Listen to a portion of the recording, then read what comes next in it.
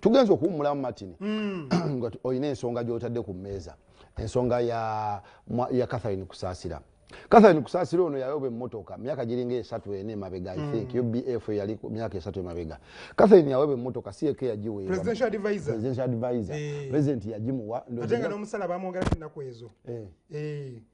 ate omanye emisala gya gavumenti okakasa emisala gya gavumenti gimera mu gun levels kakati oluvannyuma lw'okusavinga emyaka nga giijo omukulu n'asiima nti asavinze bulungi nnyo amwadvisinga bulungi nnyo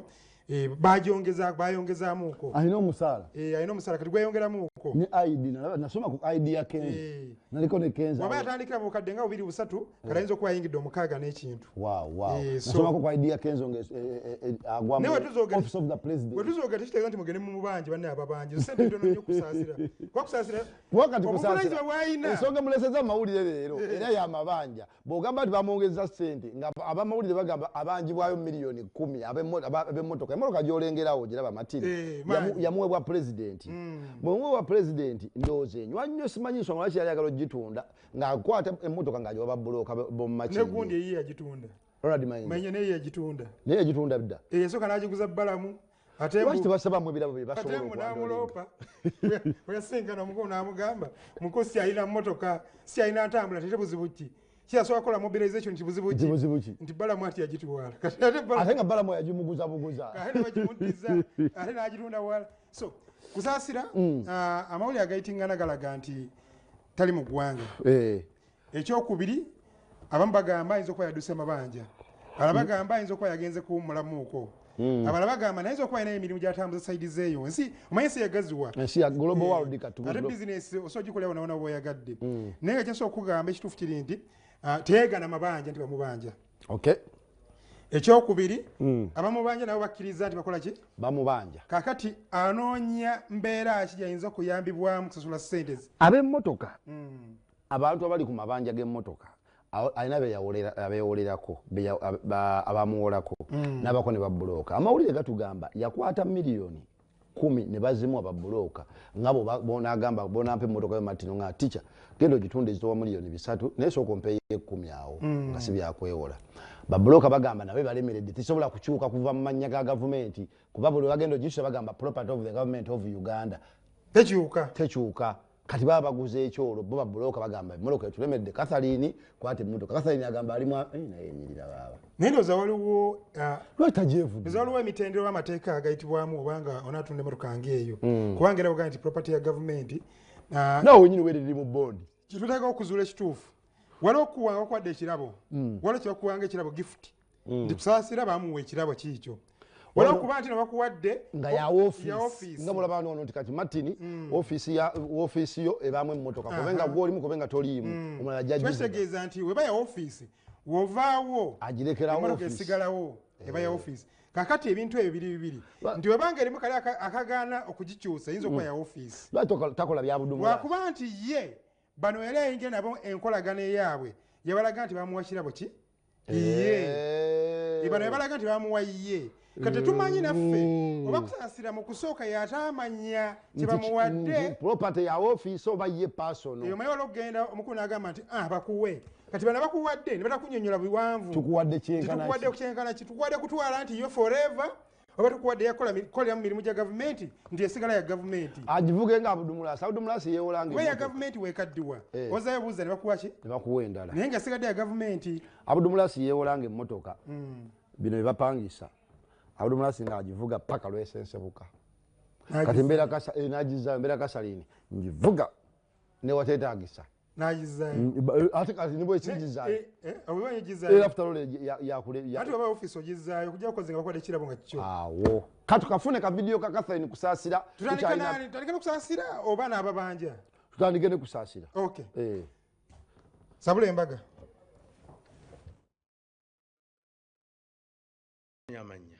amanya bampita ni Mwesiga Dan Mbasa ate nze operations manager wa Kubera Motors and General Agencies. Kiriwo bangambye emmotoka ya Catherine kusaasira. Nalimanyi byaggwadda. Emmotoka ya Catherine kusaasira twagifunamu obuzibu. Emmotoka eyo kuva we twagigula tetugitundanga kuba yeriko red flag batugamba nti ate eriko red flag motoka tumaze naye emyaka 3. Nedda kusaasira bamwe emmotoka gavumenti n'agamba nti yabbeeyi nnyo ku ye n'amafuta mangi mwe mwagigwamu mutya. yajja ne babulooka saasira yajja ne babulooka naga emmotoka yagitunda tusooka ne tukakasa nti emmotoka twali tumanyi nti erina mu mannya ge naga emmotoka bagimpanga gifuti eri mu mannya gange so musobola ogigula era ne tukigula sente meka miliyoni 210 miliyoni 10 zatwalibwa babulooka kusa natwala miliyoni 2 za cash. Kati mwene mutandika okutunda emmotoka fere tandika okutunda mwagisuubula twasuubula tuli basuubuzi era ne tugiteeka mu katale kati mutandika okutunda netandika okutunda nakati kugwaka buli ajja emmotoka tagigula. Lwaki? Nga bagamba emmotoka eriko obuzibu tetwamanyanga olwatuuka ekiseera netulaba nga kiyitiridde nga waliwo kasitoma yasembayo tusena mu bbanka agenda kujjayo sente namala nagamba emmotoka eno sikyagigula netumubuuza mukama waffe ate kiki nagamba emmotoka amwe eyo mugende mugyeke bijje eriko obuzibu tugenda mu URA okukebera batuga emmotoka eriko red flag.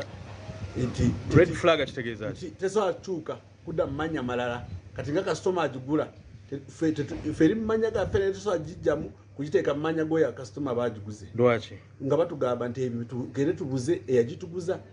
kati wetwakubira kusaasira saasira najja ku ofiisi that is omwaka oguwedde 2024 awo makati awo ng'omukaaga awo bwe yajja natugamba emmotoka eno awo kantu katono nnyo ngenda kubeera ne pulezidenti abawe sente zammwe munziriza emmotoka yange sente zammwe ngenda zibaddiza netulinda kitutte emyezi 6 emirala ng'atugamba atujuliza ngenda ku mitinga muzeeyi agenda kumpa sente mbawe sente bwe bityo iriza emyaka 3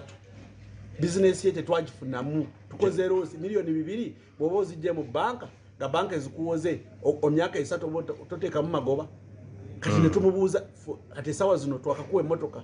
neno yagala giremeramu neri gye watuwadde miliyoni 2 kati byebiki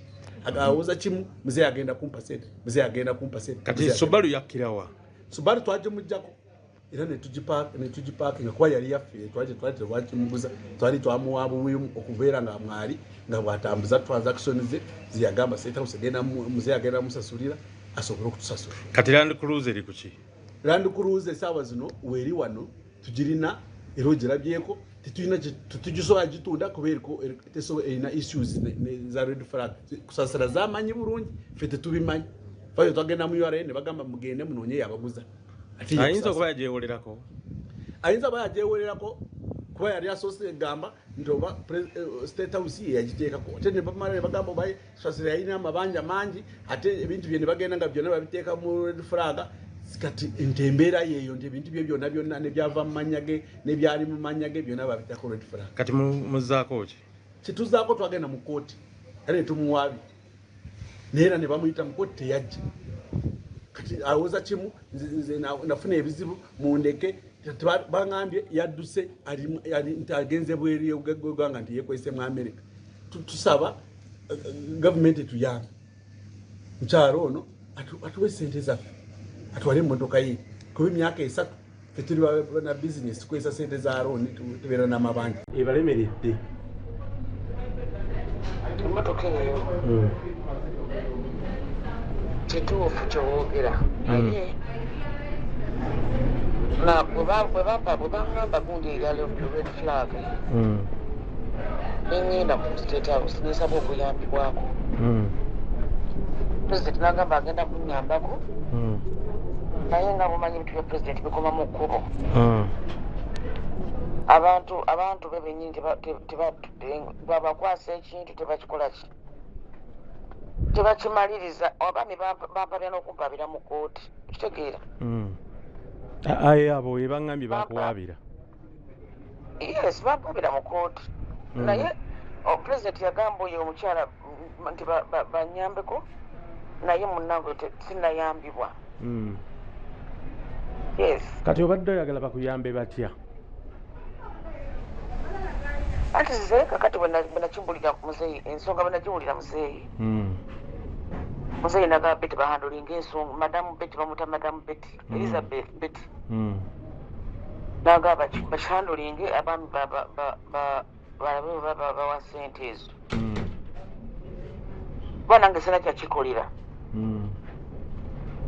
kitegeera kati emmotoka oyagala bagijjeko red flag oyagala babasasule ssente balize bakuwa oba ki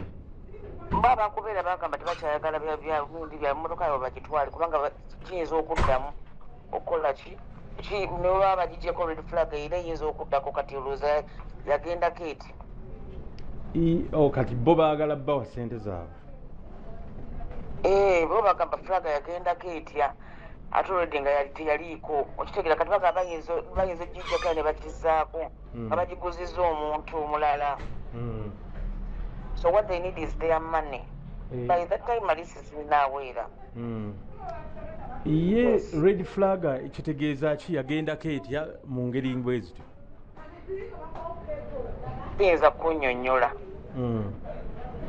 kisinza kikunyonnyola kati ye emmotoka eri mu manyago abatuuzi b'emmotoka bayinza kikunnyonnyola yali mu mannya gange bo red flag negaaniramu kati kuba baagala ogitunza okugigula omuntu omulala amanya yagaana okukyuka kati gwe bweba mu manyago lwaki gwe oba togikyusa ngeri manya gange kati emmotoka bwe yava mu mannya gange negenda mu mannya ga kubeera abagikugulako abagingulako kati bwekiteeka mu mannya ga kubeera nayagala okugiguza abantu kuba ye musuubuzi nga yagendako red flag bagiflaginga tayinza giguza muntu mulala kati lwaki batasobola kugenda muga mulala nga ate yagenda muga kubeera okuva mugago kakati simanyi mukuganda okuva mu mannya gange simanyi ndowooza bagamba mbu state house yagiteekako flag ya flagging bad flagging yeah it was bad flagging anga bo yeah mbo ye property ya government emotoka yali supposed kubeera yange nga terina kutundibwa alinaze nyino givuga yeah ekyo kitegeere ate nange bwe nafuna ebisimu mu covid nga omanyi ebintu bya covid awo mu covid time ninjitunda kati ndoza ne bagiflaginga kati bagamba erina kunzirira kati bo bagala sente zaabwe they need their money bagamba ne banakyusa ne bagijja mu magera kijja kuddamu bagiguza omuntu omulala tudde mu bizibu bye bimu that's why nanoonya muzeeyi annyambe bwe nagende wa muzeeyi n'agamba babawe ssente ezo ezitanabaweebwa kira kuba nagendayo last year we nagenda ebifaananyi ebyafuma bimwala bye ebyafuma so omukyala tumukubira takwata masimu nga mumanyi ebintu byebyo ensonga za Catherine kusaasira oziwulidde omanyi onoonya kwegamba ekyokola nekikubula nti oba musaasire oba kwagamba nsaasira kusaasira oba nsaasire bali ababanja kati ensonga z'emmotoka nzikulekedde Martin kuba ndowoozaamu oba nsaasire kusaasira mukwano gwange oba nsaasire bali abagaa nti bafiirwa ssente zaabwe kwega buli omu alakusaasira lwaki yali atunda ekirabo kye ekirabo tikyali kizibu kyakumanya ba kirabo si kirabo kubanga agambye emmotoka ali supposed kuba ye ate agambye nti alina givuga yekka ekitegeeza talina gitunda tulwaga nti alina gitunda kyo kitegeeza nti erina okuddayo eri ensonga z'abagagga nti banoonya kyebalya ali mu mmotoka zaabwe anti pulezidenti yali Masaka eyo owaffe yennyini Museveni kakati kusaasira n'agenda nga munoonyeza ebbanga ddene nnyo alemeddwe omufuna kakati omukolo gwali Masaka eyo kusaasira n'agenda n'amusalako Masaka eyo nawulidde pulezidenti ali eno agigye minisita Sempijja bamulanga ki eyavaako bamulanga ki Sempijja yali minisita ebiseera ebyo n'amuwa akazindalo aba yakamuwa akazindalo pulezidenti agenda okulya eddoboozi lyani yakusaasira obulamu bwange wafuuka bikadde naga yeye kusaasira muwalange gwerekaleka gwoli mugagga leero nze kulaba baavu yamukolako dda yamugamba gwoli mugagga leero nze kulaba soko ndeke ndi nja kukolako kusaasira namu appointment naga muzeeyi nkunoonyeza ombuzi ndi okay ojja kundaba jangu ondabe emuwa gwa mukaaga agenda omuwa gwa mukaaga oba waliwo ate kisenyiga ekikamwe nekiyingira waawo ate yaddamu mulaba nakati so kusasira agandi ashobora batini yamuwa munaku ntono yamuwa mugwa mukaaga ate kirwadde ne kijja